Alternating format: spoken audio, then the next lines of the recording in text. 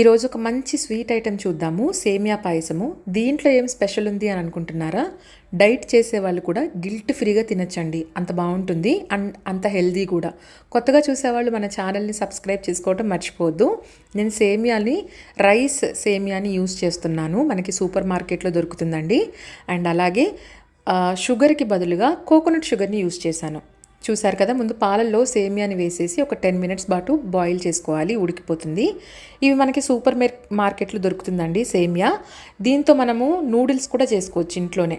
చూసారు కదా, ఇలా చిన్న చిన్న ముక్కలుగా చేసుకొని ఉడికిన సగ్గు బియ్యము పాలల్లో వేసేయాలి. ఇది హార్డ్లీ 3 మినిట్స్లో ఉడికిపోతుంది.